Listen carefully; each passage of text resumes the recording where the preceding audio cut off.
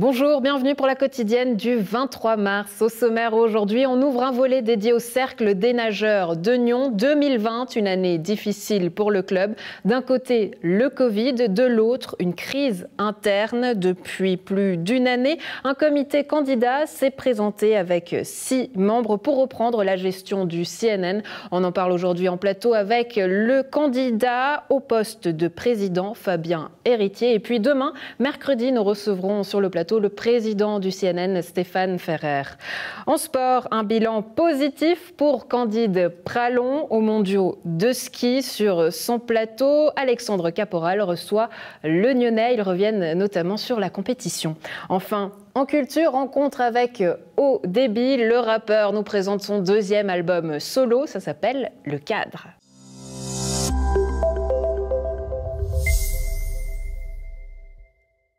On ouvre à présent un volet dédié au Cercle des nageurs de Nyon. 2020, une année difficile pour le club. D'un côté, le Covid, de l'autre, une crise interne qui démarrait il y a plus d'une année. Depuis, un comité candidat composé de 6 membres s'est présenté pour reprendre la gestion du CNN. À Nyon, les observateurs craignent que de cette division naissent 2 clubs distincts. Mercredi, nous donnerons la parole au président du comité actuel en place, Stéphane Ferrer. Et aujourd'hui, nous recevons sur le plateau Fabien Héritier. Bonjour. Bonjour Andrea. Merci beaucoup d'être avec nous. Alors vous êtes candidat au poste de président du CNN. On fera connaissance d'ici quelques instants. Mais concrètement, pour entrer dans le vif du sujet, que reprochez-vous concrètement au comité en place? Alors il faut savoir que de premier abord, Stéphane Ferrer et son comité, en fait Stéphane Ferrer, moi j'ai fait du water-polo depuis 20 ans avec lui. Il a mis en place beaucoup d'éléments, notamment pour la section water-polo. Il a développé le water-polo de manière assez admirable. Le water-polo aujourd'hui nyonnais existe sur la carte du water-polo suisse. Et puis, depuis 2 ans, il a accédé au poste de président. Il a aussi mis en place certaines réformes qui sont louables. Et puis, force est de constater que depuis un peu plus qu'une année, il y a eu quelques conflits au sein du CNN, notamment des conflits qui étaient principalement entre le comité et des employés. C'est-à-dire, quelle est l'origine de ces conflits?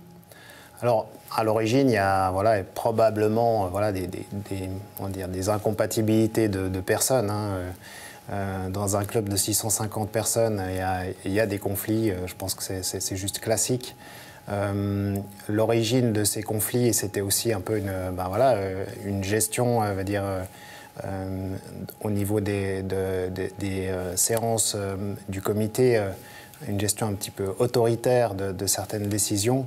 Et puis les employés, en fait, se sont assez vite rendus compte que cette gestion, ils étaient très peu écoutés sur la gestion du club, etc.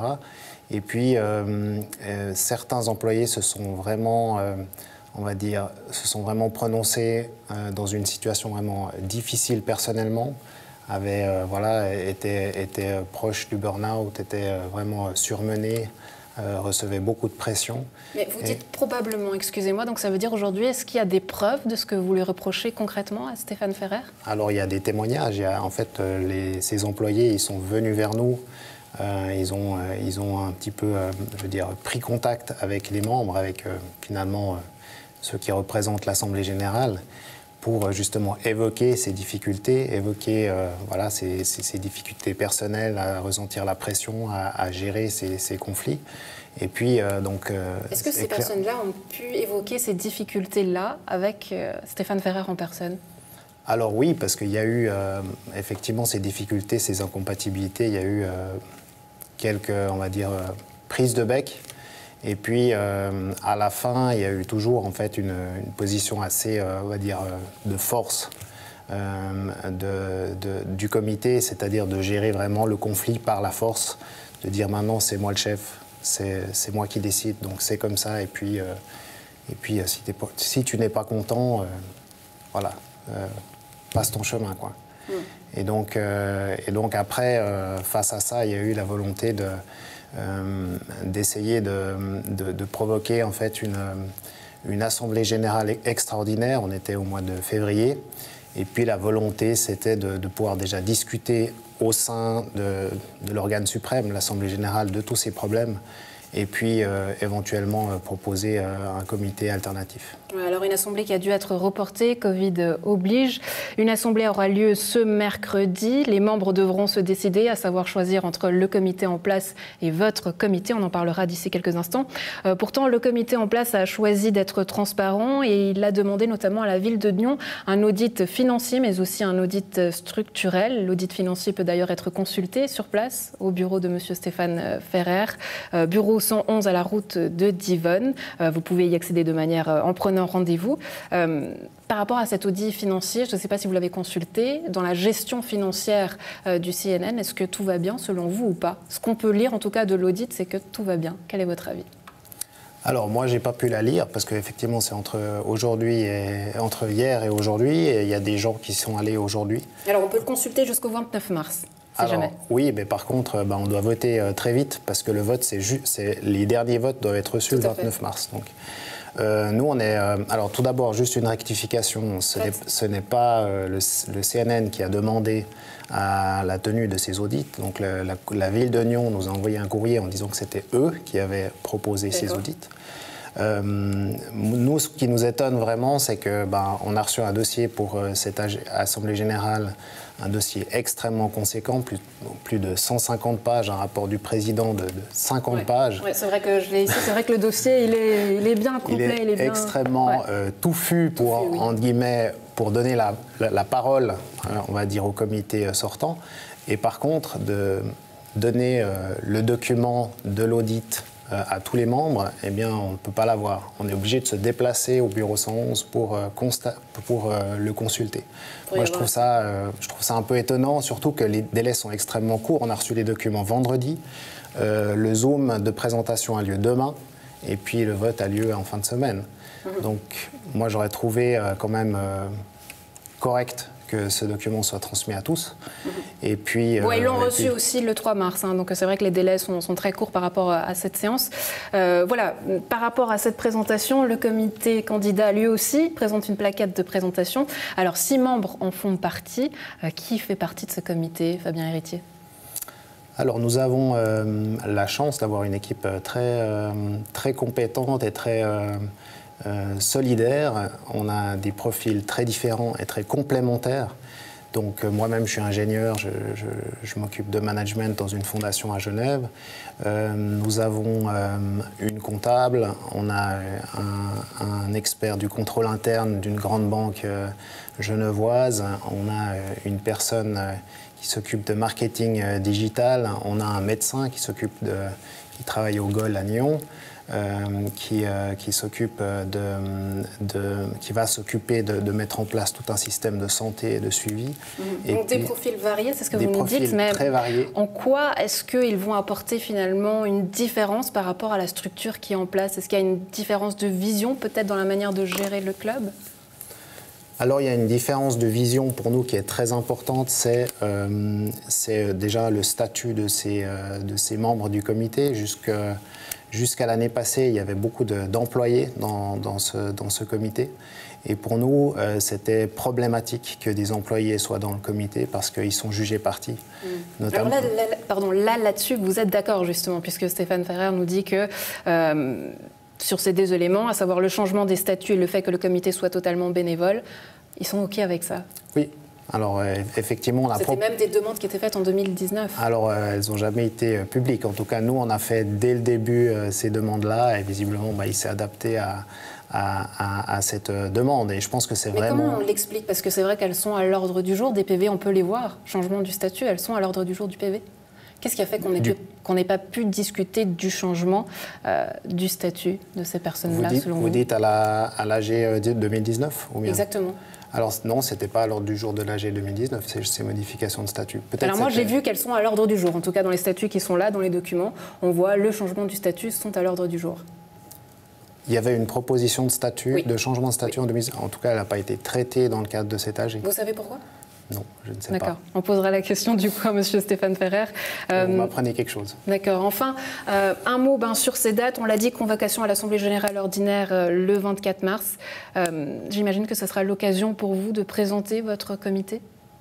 Alors non, a priori, ça ne va pas être le cas, et parce que l'organisation qui a été choisie par le comité, nous on avait fait une proposition pour, on va dire, organiser cet AG, qui n'a pas été reprise par le comité actuel. Et donc l'organisation qui est proposée par le comité actuel, c'est une partie où, si j'ai bien compris, ils vont répondre aux questions des membres. Et ensuite une deuxième partie où le comité de M. Ferrer, les 4 nouveaux membres qui accompagnent M. Ferrer, vont se présenter. Nous avons trouvé un peu étonnant qu'on ne puisse pas, sur une même soirée, présenter les deux comités, parce que évidemment, ça peut, vu qu'en plus on risque de passer après. Parce que vous proposez justement une séance le lendemain, le jeudi. Alors, on est un peu obligé. Nous, on a demandé formellement à pouvoir participer à cette même réunion pour que les membres aient une vision finalement globale et l'une après l'autre des deux comités. Et puis, cela a été refusé. Donc, finalement, on est contraint d'organiser une autre soirée. Et puis se pose toujours la question de comment est-ce qu'on va communiquer toutes les coordonnées pour organiser ce Zoom, parce que nous n'avons pas accès à la base de données des membres, donc on ne peut même pas communiquer en fait à l'ensemble des membres. Je vous propose de communiquer à l'instant. Si on veut participer, si les membres veulent participer à votre séance, peut-être, est-ce qu'ils peuvent prendre contact avec vous ? Alors ils peuvent prendre contact avec moi. On a une page Facebook où on va aussi mettre le lien. Et puis on a aussi un Google Drive dans lequel on va mettre le lien. D'accord, ça c'est fait. Le nom de la page Facebook ? Alors, vous me posez une colle, là, je peux pas... Une adresse email peut-être ? Alors, mon adresse email, c'est fhéritier@hotmail.com. Très bien, ça c'est fait. Pour boucler cette interview, je le disais justement en introduction, que la crainte, c'est finalement du côté des observateurs que 2 clubs naissent à Nyon. On sait que la ville n'aurait pas les moyens de soutenir ces 2 clubs-là. J'imagine que vous en êtes conscient. Du coup, est-ce que vous n'avez pas meilleur temps finalement de trouver une solution, une entente ? Alors, effectivement, déjà, c'est une crainte qu'on partage. Ouais. Je pense que c'est ce que personne ne veut de club. C'est ce que personne ne veut. Et tout le monde est... je pense que l'autre partie et notre partie, on est extrêmement attachés au CNN. Donc, voilà. Mais aujourd'hui, c'est ce que vous faites. Quelque part, vous êtes prêt, j'imagine, peut-être pas à tout, mais vous présentez en tout cas un comité. Ouais. Vous pourriez aller de l'avant et créer un club. Je ne peux pas répondre à cette question aujourd'hui. Franchement, c'est beaucoup trop tôt. Il y a cette assemblée, on verra comment ça se passe. Nous, notre regret quand même, c'est qu'on a de nombreuses fois essayé d'entrer en contact avec le comité actuel. On a organisé une séance avec eux au mois de mars, duquel il n'est à peu près rien sorti. Ensuite, on a pris contact de nombreuses fois pour demander des informations, pour pouvoir étayer notre position et pour être sûr de ce qu'on dit, parce qu'on avait des témoignages, mais il faut toujours aussi corroborer ces témoignages par des éléments factuels, etc. Et en fait, on ne nous a jamais répondu. Et on a plus de 15 demandes qui sont restées sans réponse, des rendez-vous qui ont été fixés, annulés ensuite des courriers recommandés qui n'ont non plus pas eu de réponse. Dans ces courriers, on demandait des rendez-vous avec le président pour pouvoir discuter à la fois de l'organisation de l'AG, de pouvoir discuter également de l'avenir du club, de sa stratégie, etc. Et pas de réponse. Donc nous, ce qu'on regrette, c'est que vraiment, on va dire, il n'y a pas eu d'écoute du tout en face. Et il n'y a pas eu une volonté de vouloir désamorcer la crise. Et donc la crise, effectivement, elle a duré depuis une année. Et ça, c'est hyper long. Alors c'est en partie dû au Covid. Mais en même temps, il n'y a pas eu de volonté de désamorcer ça et d'entrer en discussion. Il y a toujours 2 personnes. Tout à fait, tout à fait. Effectivement. Quelle serait votre part de faute, du coup? Parce que si on est 2, c'est qu'on est toujours responsable de quelque chose. Est-ce que là, vous vous reprochez quelque chose? Je pense qu'un des reproches que je pense et que je prends totalement pour nous aussi, c'est que peut-être on est allé trop vite au mois de février vers cette organisation d'une AG extraordinaire, etc. Ça, effectivement, c'était peut-être un peu choquant. Mais voilà, on a été toujours ouvert. Il y a même une conciliation qui a été tentée par une membre au mois de décembre. On y a répondu favorablement, on a proposé une date, on a dit on aimerait rencontrer le comité qui est en face pour pouvoir discuter. Et il n'y a pas eu de réponse, donc c'est dommage. Fabien Héritier, candidat au poste de président du CNN, merci beaucoup d'avoir été avec nous. Très belle journée à vous. On recevra donc, vous l'aurez compris, mercredi sur ce plateau Stéphane Ferrer et puis l'Assemblée générale qui aura donc lieu mercredi 24 mars, aux membres de choisir et puis le résultat qui sera donné le 31 mars. Très belle journée Fabien Héritier. Merci beaucoup. Bonne journée.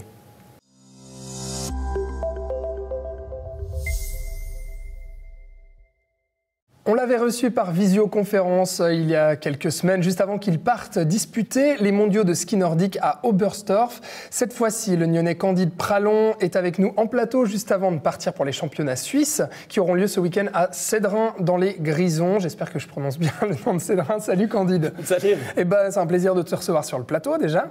En vrai, cette fois-ci. Merci beaucoup d'être là. On va revenir sur les championnats du monde à Oberstdorf, donc, qui ont lieu début mars. Alors, tu as fait 30e en skiathlon et 21e sur 50 km. Il me semble que ces résultats personnels, tu tires un bilan positif en fait de ces résultats.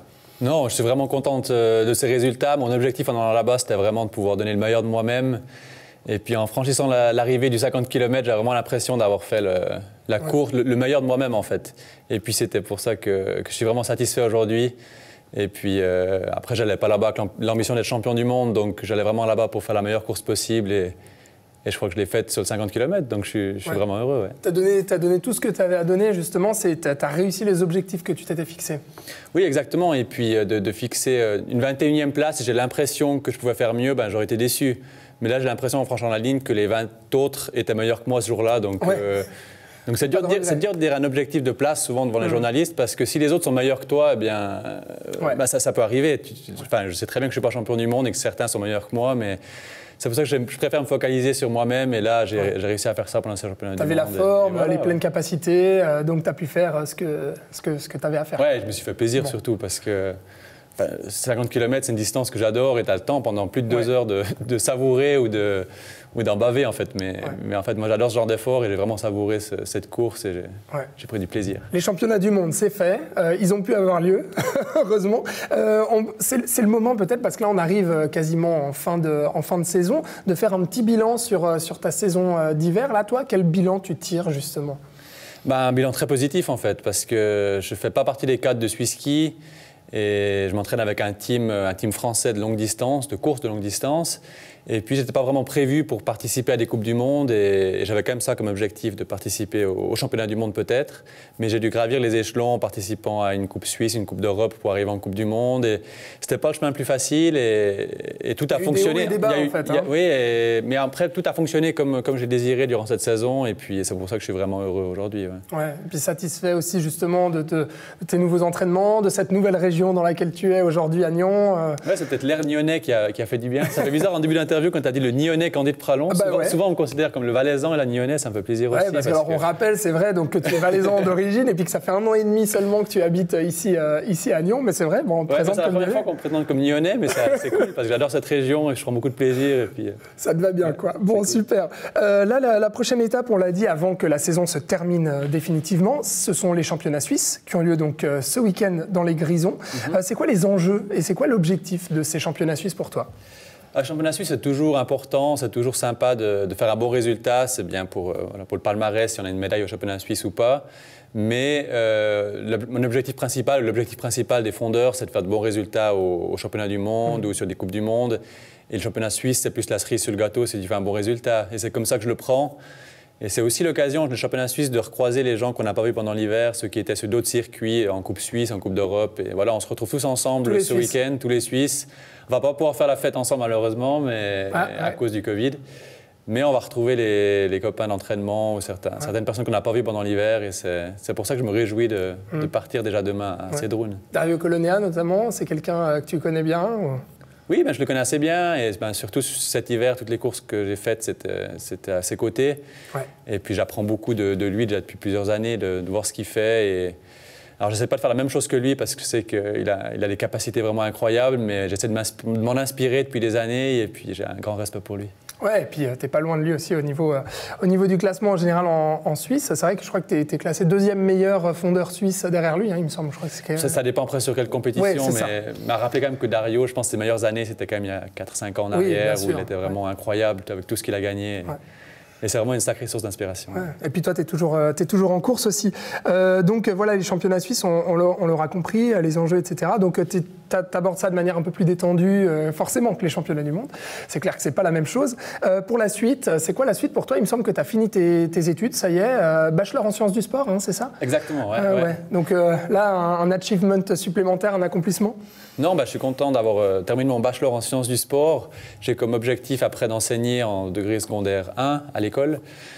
Donc maintenant j'ai fini mon bachelor et je vais pouvoir faire quelques remplacements pour m'exercer un petit peu dans ce métier. Mais j'attends vraiment de finir ma carrière. J'ai encore, je pense, quelques années devant moi pour me faire plaisir sur les skis.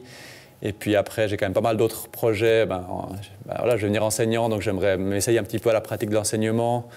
Après, je fais aussi un peu de coaching privé sur une plateforme en ligne. Enfin, j'ai plein de projets en fait et ça me permet d'avoir un bon équilibre entre le sport et la vie professionnelle. Avant qu'il y ait à nouveau de la neige l'hiver prochain et puis que tu remontes donc sur les skis, c'est quoi les prochains objectifs en ski de fond pour toi? Le gros objectif sera les Jeux Olympiques l'année prochaine. J'ai déjà pu participer au dernier il y a 3 ans à Pyeongchang et puis là j'aimerais vraiment pouvoir aller à Pékin en 2022, s'ils auront lieu bien entendu, mais je pense que ça devrait le faire. Et puis voilà, il me reste moins d'une année maintenant avant cet objectif et j'espère continuer sur la voie de la saison passée pour continuer de progresser et puis être le meilleur possible la saison prochaine. Bon, alors on croise les doigts pour toi, c'est tout ce qu'on te souhaite et puis on va suivre justement la saison prochaine ton parcours jusqu'au JO. On croise les doigts forcément, puis on va te suivre parce que tu es Nyonnais, donc on le rappelle, Candide Pralon.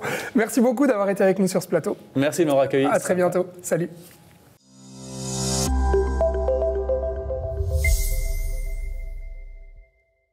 Rencontre rythmée avec Audeby, il nous présente son 2e album solo. C'est parti pour un petit tour. Et non, j'arrive même pas à tourner, c'est loupé, mais c'est Audeby, c'est rythmé. Ouais, salut. Salut, tu nous présentes ton 2e album solo, ça s'appelle Le Cadre. C'est juste. Avant qu'on comprenne comment tout ça est arrivé, musicalement, tout ça, je crois surtout plus sérieusement que c'est un projet qui t'a pris du temps. Pourquoi? Ouais, ça prend du temps parce qu'il y a tellement de choses à faire quand on est autoproduit. On passe du temps à composer des musiques, à contacter des musiciens ou musiciennes pour qu'ils rajoutent un peu d'instruments. Moi, je suis avec mon ordinateur, donc je peux mettre des effets un peu, mais des fois, j'ai besoin de musiciens, musiciennes. Des fois, j'ai besoin de gens qui font la production pour moi, qui chantent avec moi. J'ai besoin de trouver des paroles, trouver de l'énergie, manger de l'ovomaltine, tartine de Cénovis, tout le processus est super long. Ça va, ça reste sage, hein. Cénovis, tartine, ça va. On est à l'antenne, donc je reste super sage, exactement. Très bien. Bon, Le Cadre, c'est aussi des collaborations, mais surtout, c'est toi. Et qu'est-ce que tu as voulu mettre de toi dans ce projet?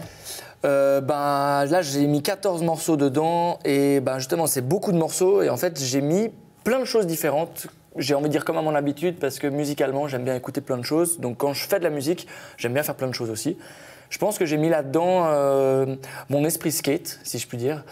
Parce que le skate... C'est quoi un esprit skate? Justement, en 3 mots, je vais dire entraînement. Ouais, c'est difficile. Hein, entraînement, chute. Persévérance. C'est un oui, on peut rajouter des applaudissements. C'est un oui, applaudissements tout de suite après l'extrait, Le Cadre. Play. Ah, tu mets, trop bien. Faire péter un câble, t'allais contourner les cases pour te faire péter un câble. Faire péter un câble, t'allais contourner les cases pour amorcer le progrès. Faire péter un câble, t'allais contourner les cases pour te faire péter un câble. Faire péter un câble, t'allais contourner les cases pour amorcer le progrès. C'est bientôt la mise à mort des misérables. J'ai mis à l'amende de mes amis les plus indésirables. Encore la meute déclare. On sera meute au départ d'une ligne fictive. Parti pour le plus de victimes. J'éclaire ma flemme et garde mon flegme. Dans toutes les situations, je m'entraîne à donner, à garder le meilleur abonné à l'année aux revues décalées. Avant d'étaler ma science, j'ai dû réviser mes classiques. Super, quali, fragilistique. Mon cerveau se fragilise. À la recherche de textes magiques que tu peux pas tester dans ma tête. Tout va trop vite. Bim. Et Audeby, bim, c'est comme ça, c'est dans la boîte, mais surtout j'ai l'impression que ton flow il est devenu encore plus rapide. C'est juste. Sur cette chanson, c'est vrai que c'est pas mal. Puis l'esprit skate là, il se voit un petit peu dans l'environnement un peu urbain. C'est que je l'ai pas placé dans les 3 mots, mais le côté skate, c'est le côté aussi, observer ce qu'il y a aux alentours, l'environnement, et puis faire avec. s'exprimer avec. Puis là, le côté skate, il se retrouve dans un lieu un peu désaffecté où normalement, en tout cas, quand on voit ce lieu, ça donne pas trop envie d'y faire un tour. Mais finalement, là, ça donne vie à un morceau. Donc, ce serait un peu ça, l'esprit skate. Ouais, ton environnement, c'est aussi celui de la région parce que voilà, on avait vu un clip à toi qui était notamment tourné à Coppet, mais tu me disais en préparant l'interview que toi, tu n'es pas trop territorial, réel. Comment est-ce qu'on dit? Toi qui aimes les mots. Code postalier. Je ne suis pas très code postalier. Ouais, j'ai un morceau où je commence en disant pas besoin de représenter mon code postal. Ouais. Ça a souvent été un cliché ou peut-être une réalité en fait. Ça dépend de quel quartier tu viens, mais en tout cas moi c'est pas quelque chose qui me parle de dire voilà 1297 ou 1276. Ouais, surtout quand on vient de Gingin. Rien de dénigrant, attention. J'espère bien. Mais c'est vrai que si on devait parler de street crédibilité, la campagne lyonnaise, en tout cas, elle fait pas rêver les gens de la street. Mais moi, elle me fait rêver, en tout cas. Mais ouais, en tout cas, je suis fier de la région dans laquelle je vis et elle est super chouette parce que c'est à échelle humaine, je trouve aussi, parce qu'il y a plein de petits projets, des salles de concert. Mais tu me disais d'ailleurs que tu rêvais de peut-être tourner, si vous nous entendez, à l'usine à gaz. Oui, usine à gaz. Ouais, ce serait cool parce qu'en plus, ils ont refait les lieux, puis je les suis sur les réseaux. Ouais. J'avais pu y faire un tour avant que ce soit en rénovation. Mais voilà, il y a des acteurs et des actrices régionales qui sont super. Mais par contre, je ne suis pas pour autant à représenter fièrement une bannière, même si j'en suis très content et très heureux d'être dans la région. C'est vrai que pour le moment, en tout cas, je n'ai pas encore trouvé un moyen, dans une chanson, de brandir haut et fort voilà, ma région. Sauf que des fois, je fais de l'accent suisse dans certains morceaux, j'en parle un petit peu, mais... Ouais. Voilà, pour le moment, en tout cas, il n'y a pas encore de vrai RPZ. Gingin RPZ. Représente. Ouais. En tout cas, le projet est super riche et tu es à fond en termes de promotion de l'album. Plusieurs clips qui sortent. Ouais. On peut parler d'un deuxième, ça s'appelle Daron. On regarde et on revient. Tout à fait. Je lance. J'arrive en force, j'ai pris du galon. J'ai pas d'enfant mais je fais du rap de daron. J'arrive en force, yo, j'ai pris du galon. J'ai pas d'enfant mais je fais du rap de daron. J'arrive en force, j'ai pris du galon. J'ai pas d'enfant mais je fais du rap de daron. J'arrive en force, yo, j'ai pris du galon. J'ai pas d'enfant mais... Ça en rajoute, je vois des Rambo, des surhommes. Avoue que t'as pleuré en matant le tombeau des Lucioles. Et ouais, je te sermonne, je te trouve ridicule. Faire l'éloge de ta personne me provoque au moins d'irictus. On dirait que tu cherches à montrer tout ce que je dis. Et on revient là, tu cherchais quelque chose, oui, on est en live, c'est ça, tu revois tes clips et tu te dis... Et je me dis mince, en fait là le clip il a été tourné, voilà c'est ça, je voulais parler de l'atelier dans lequel j'ai tourné. Moi je l'appelle l'atelier, mais en fait c'est l'association de la petite échelle, j'avais oublié de chercher le nom.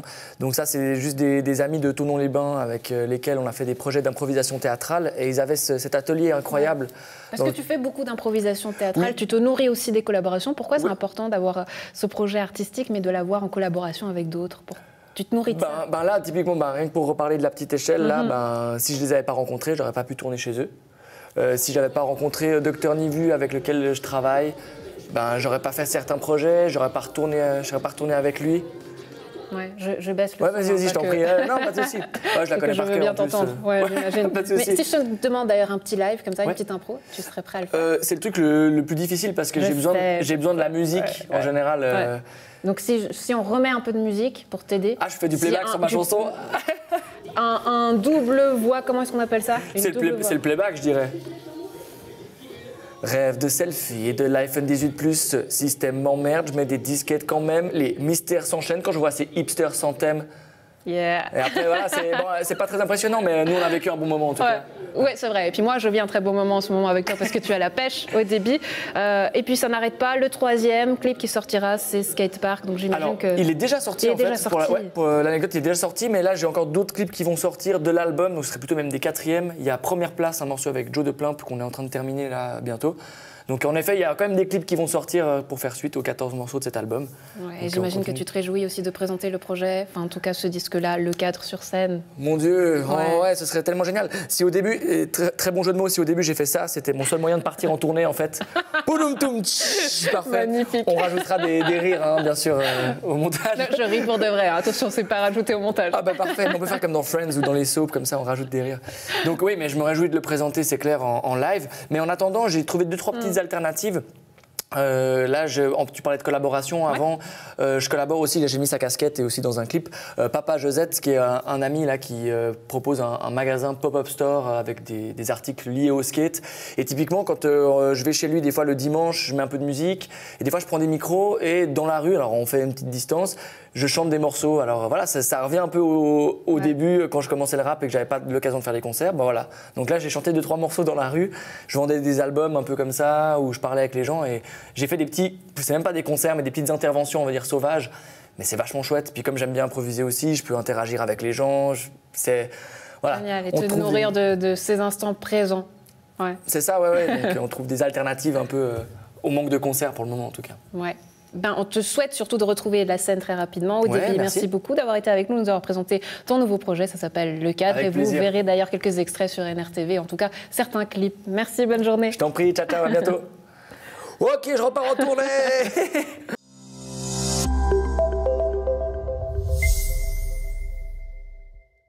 C'est tout pour la quotidienne du 23 mars. Un plaisir d'avoir été en votre compagnie. On se retrouve demain. Très belle suite de programmes sur nos régions télévision.